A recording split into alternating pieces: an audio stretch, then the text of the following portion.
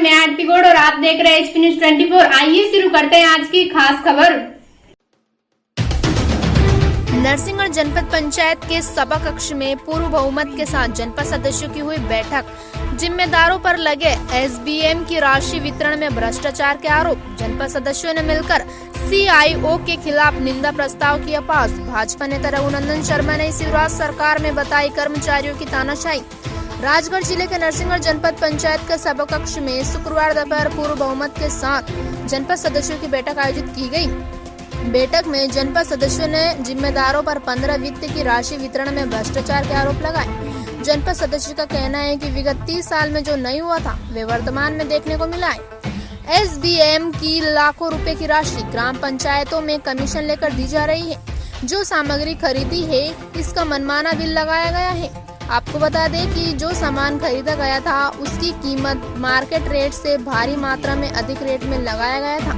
देखिए पूरी खबर मंडावर से हुकम प्रजापति की रिपोर्ट। प्रतिनिधि हूँ और विगत 1 वर्षों से 8 बैठक हो चुकी है। यहाँ जनपद सदस्य सब नए चुन करके आते हैं। हम तो लगातार 30 वर्षों से जनपद में आते रहते हैं और हम सदस्य भी रहे हैं यहाँ 30 वर्षों से, लेकिन आज तक जनपद पंचायत नरसिंहगढ़ में ऐसा भ्रष्टाचार नहीं हुआ जो हमें आज इस 1 वर्ष में देखने को मिला है। पहले भी भाजपा का शासन भी रहा, पहले भी बहुत सारे विधायक रहे, कभी किसी ने कोई हस्तक्षेप नहीं किया।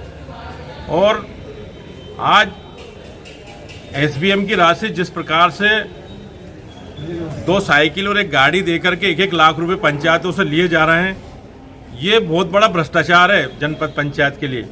और सीओ साहब ने उसके सीधे पंचायत सचिव और सरपंच को फोन लगा करके और बिल आहरण कराए हैं। दूसरा 15वें वित्त और अपना परफॉर्मेंस ग्रांट फंड की जो राशि थी उसकी कार्य योजना 2021-22 में बनी थी। उस राशि के सारे कार्य पूर्ण होने के बाद जनपद पंचायत की बैठक में हम लोगों ने मीटिंग करके प्रस्ताव पास किया था कि इस राशि के अब काम रोक लगा के नई जनपद का गठन हुआ है, नई जनपद सदस्यों के माध्यम से राशि जारी हो। लेकिन उसको ताक में रख करके यहाँ जनपद सीओ और जनपद अध्यक्ष ने मनमाने तौर से पंचायत सरपंचों से पैसे लेकर के और राशि जारी करने का धंधा बना रखा है। आज 15 वित्त की राशि की जो हमने कार्य योजना बनाई थी वो भी पेंडिंग पड़ी हुई। उस राशि को भी ना जनपद सदस्यों को पता है ना किसी को पता है वो क्या कर रहे हैं। उस राशि को भी जारी करने अभी पता है कि धीरे धीरे वो राशि भी जारी कर रहे हैं। तो फिर जनपद पंचायत का एक सदस्य 11 से 12-15 गांव से चुनाव लड़के आया और उसको भी गांव वाले उससे भी इच्छा रखते हैं कि यार हमारा जनपद सदस्य कुछ काम करेगा, लेकिन जनपद सदस्य बेचारा कुछ काम करने के लायक ही नहीं बचा। अब आने वाले समय में ये स्थिति हो जाएगी जनपद सदस्यों को उनके साथ गाँव वाले दौड़ेंगे, भैया तो उन्हें वोट लिए तो हमारा काम तो कर कुछ। पंचायत में इसको पावर है नहीं, पंचायत में जनपद सदस्य हस्तक्षेप नहीं कर सकता है। एक बात जनपद पंचायत में वहाँ बैठने का 1 साल में 8 मीटिंग, मतलब 2-3 महीने में एक बैठक होती है, उसमें भी उसको उसके अधिकारों का हनन होता है। तो फिर काय का जनपद सदस्य और जनपद अध्यक्ष और सीओ ने मिलकर के जिस प्रकार से यहाँ भ्रष्टाचार किया है, आप पूरी तहसील में कहीं पूछ लो, बहुत सारे सरपंच आपको मिल जाएंगे कि हमसे पैसे लिए। तो ये क्यों हो रहा है? ऐसा कभी नहीं देखने को मिला। हमने आज तक इतना भ्रष्टाचार कभी नहीं हुआ जो आज इस कार्यकाल में चल रहा है। धन्यवाद। जय हिंद। क्या हुआ ऐसा? आज हमारी मीटिंग रखी थी और 25 तारीख इसकी निश्चित की थी। सब लोगों को, सब संबंधित सदस्यों को इसका एजेंडा भी मिला था और हम सभी लोग बहुमत के साथ यहाँ पर आए थे। आज बहुत बेहतरीन मीटिंग थी। हमारी 15 वित्त की जो कार्य योजना बनी थी, 15 वित्त की जो 2022-23 की और 2021-22 की, उस कार्य योजना की हमें समीक्षा करनी थी। और जिसके बाद में एक एसबीएम योजना के अंदर भारी घोटाला हुआ है, उस घोटाले के बारे में भी हम चर्चा करनी थी और बहुत महत्वपूर्ण मुद्दे थे जिनके बारे में चर्चा होनी थी। लेकिन आज मुख्य कार्यपालन अधिकारी माननीय सीओ साहब इस मीटिंग में नहीं आए। वो पूरे सदस्य पूरी विधानसभा से दूर दूर से भटक कर आए और अपनी व्यवस्था से आए। महिला सदस्य भी है हमारी सम्मानित, वो भी आई है और एक उपाध्यक्ष भी इस मीटिंग में नहीं आया। तो हम लोगों का ये जो जनता के द्वारा चुने हुए जनप्रतिनिधि है उनका घोर अपमान है। इसलिए हमने आज जनपद में हमारी जो मीटिंग थी और उनके सीओ साहब की जगह जो भी जनपद के कर्मचारी थे, जो पंचायत इंस्पेक्टर से और भी जो थे, उनके सामने हमने मुख्य कार्यपालन अधिकारी के लिए एक निंदा प्रस्ताव पारित किया है कि ऐसी हम अगर मीटिंग कैंसिल करना थी तो हम सदस्यों को पहले बता देते उसके बारे में। और पूरे दूर दूर से सदस्य आए जो परेशान हुए यहाँ पर आकर। जैसे आप राशि का बता रहे हैं कि लगभग करोड़ों रुपए राशि आती है और वो किसी अन्य जगह पर लगा दी गई, बल्कि आपका अधिकार था। क्या है मामला पूरा? ये मामला है 2020 2021-22 22-23 और 23-24 की 23-24 की जो हम लोगों द्वारा कार्य योजना बनाई गई, वो तो आज तक यहाँ पर जनपद से भेजी नहीं है। उसमें भी अपनी मर्जी से कुछ कार्य योजनाओं को जोड़ दिया था। जो संबंधित सदस्यों ने जो कार्य योजना दी थी, उसके बाद भी कुछ कार्य योजनाओं को जब हमने यहाँ पर जनपद से उसका रिकॉर्ड लिया तो उसमें मतलब और कार्य योजना जोड़ दी थी। उसके लिए हमने फिर वापस कहा कि इस कार्य योजना को कैंसिल करें और दूसरी कार्य योजना संबंधित सदस्यों और अध्यक्ष उपाध्यक्ष और सबकी सहमति से बने, ताकि क्षेत्र का विकास हो सके।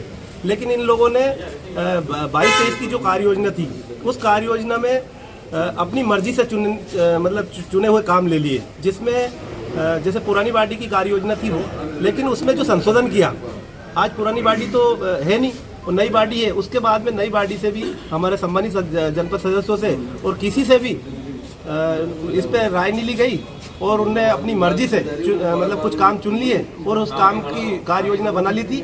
हमारे द्वारा एसडीएम साहब को और सीओ साहब को इसके बारे में बताया गया है।